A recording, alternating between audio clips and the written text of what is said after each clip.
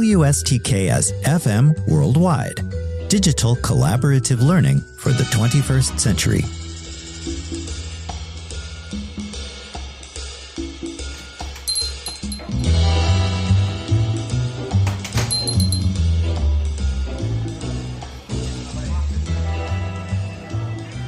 Hello, everyone, and welcome to the Collaborative Café Summer 2025 edition, a podcast series for college and university instructors on how to help our students cultivate key 21st century skills, regardless of course focus or modality. My name is Stokes Schwartz, and I'm a professor in the Center for Integrative Studies in the Arts and Humanities here at Michigan State University. Today, let's examine 3 methods learning teams can use to approach internal conflicts. Join me for a few minutes at our usual table by the front window with a beverage of your choice as we jump into that discussion. All set? Then here we go. If ever you have asked students to carry out a team assignment or project in the courses you teach, then you'll realize that some learning teams run into difficulties. Typical causes include poor communication practices, along with weak planning, organization, or time management. To varying degrees, the 4 can contribute to internal finger-pointing and related tricky interpersonal issues. Effectively navigating such conflicts, however, represents an essential 21st century skill for students to develop during their time on campus. Conflict resolution aids learning team cohesion, enhances productivity, and helps team members achieve shared academic goals, skills that are equally valuable in professional settings where teamwork is the expected norm. Ultimately, leaders in any field prefer projects completed efficiently, on schedule, and with minimal complications. After a quick break, we'll explore 3 methods instructors can use to help learning team members acquire and cultivate the skills necessary to navigate interpersonal dynamics. Stay tuned.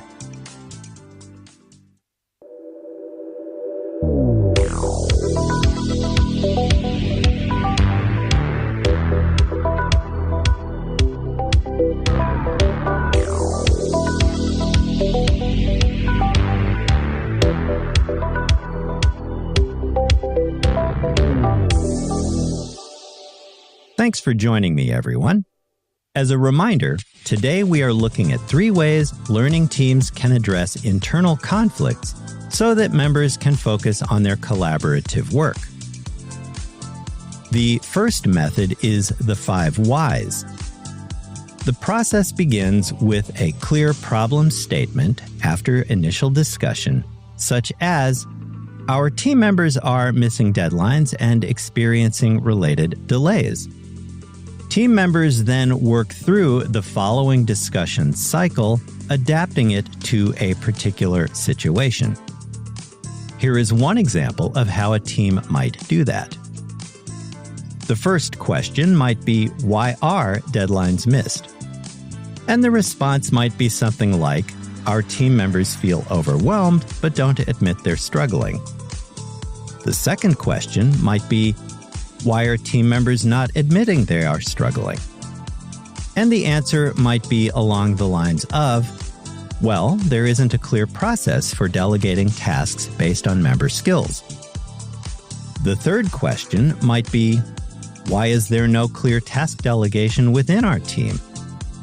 And the eventual answer after more discussion might be something like, initial team formation lacked discussion about specific member talents, related roles, and workload distribution. The fourth question, then, might be, why wasn't this discussed in our early team meetings? And the answer might be, the project started quickly with focus primarily on our tasks, not particular member abilities or team dynamics. Finally, the 5th why question might be something like, why has our team focused only on tasks? And after further discussion, the answer might be, well, there was an assumption that members would manage their independent workloads effectively without guidelines. This sequential why questioning eventually reveals the root cause of the problem, typically reached within 5 questions, although sometimes an extra step or 2 might be needed. Asking why several times also encourages team members to view the problem from different perspectives, fostering mutual empathy. Moreover, the method facilitates collaborative solutions because the team works together to identify solutions. Significantly, the approach encourages open communication, provides a safe space for team members to voice their concerns, and contributes to a team's problem-solving process.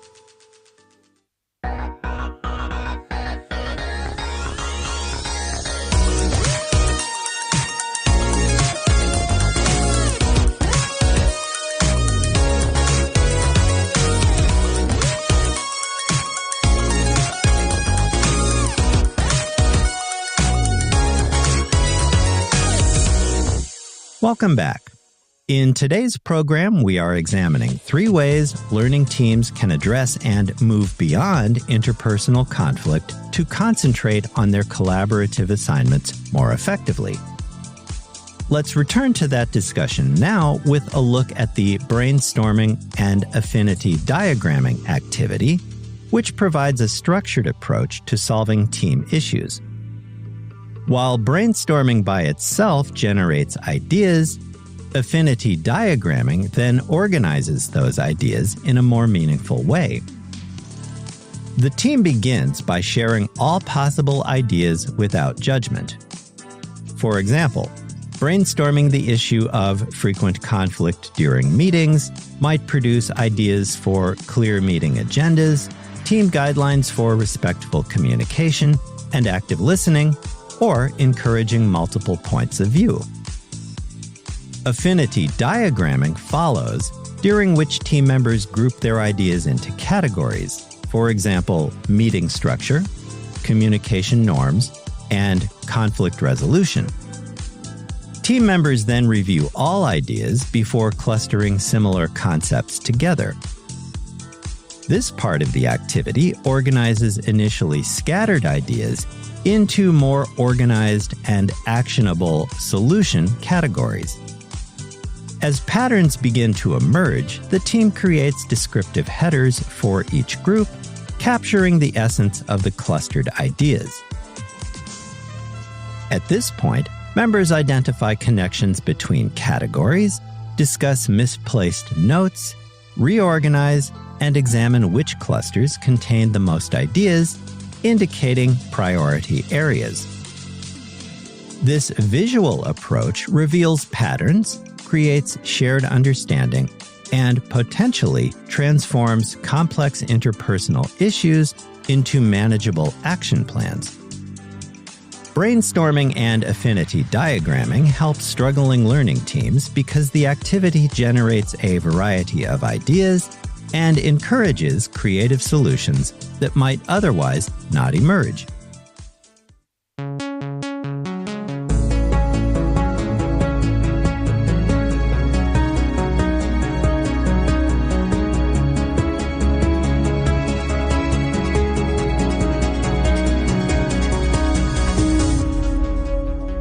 As a reminder, today we are considering 3 different techniques that learning teams can use to navigate interpersonal issues so that members are better able to carry out their collaborative work in our courses. Let's look now at the Roundtable for Inclusive Decision-Making. This approach emphasizes equal participation and ensures that everyone's voice is heard when making decisions about how to address a team problem. It's particularly useful when there is a need to build consensus and ensure buy-in from all team members. Here's how a learning team carries out the Roundtable for Inclusive Decision-Making. Members begin by clearly defining the issue and then individually reflect and jot down their thoughts. During the structured discussion that follows, each person takes an uninterrupted turn to share their perspectives, while a team facilitator ensures balanced participation with no single member dominating the conversation. After all voices have been heard, the team engages in clarifying questions and explores different points of view before developing a list of concrete steps, an action plan, if you will, through further discussion and consensus building. The structured turn-taking of the roundtable technique ensures that even quieter or less assertive team members have an opportunity to contribute their ideas nonetheless. Because all team members take their turn to speak, students tend to be more attentive to what others share. Hearing different perspectives directly from each other can foster greater understanding and empathy for individual experiences and different points of view.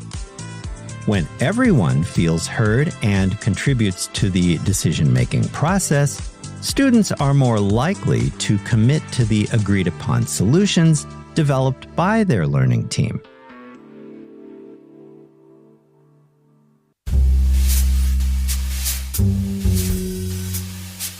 WSTKS-FM Worldwide.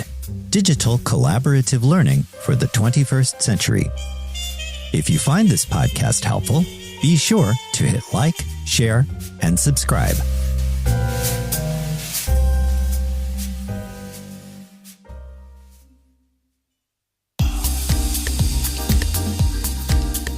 Before we wrap up today's program, let's quickly recap the 3 ways professors can help students address interpersonal issues within their respective learning teams, paving the way toward more positive collaborative experiences. The 5 whys method helps a learning team identify the root cause of a team issue and encourages members to view the problem from different perspectives. Brainstorming and affinity diagramming help struggling learning teams generate creative solutions. Because everyone on the team has an opportunity to contribute ideas, a sense of shared ownership and collaborative problem-solving emerges. Finally, the roundtable for inclusive decision-making technique ensures that all members of a learning team feel heard, contribute to the collaborative decision-making process, and commit to solutions agreed upon by the whole team. And that brings us to the end of today's program. Join me next time to consider our exploration of how to help our students cultivate key 21st century skills, regardless of course focus or modality. Until then, thank you for joining me in the Collaborative Café Summer 2025 edition. My name is Stokes Schwartz, and I'll talk to you again soon. Until then, have a healthy, safe, and productive week. With special regards from Onyx, the cat what am. Bye for now.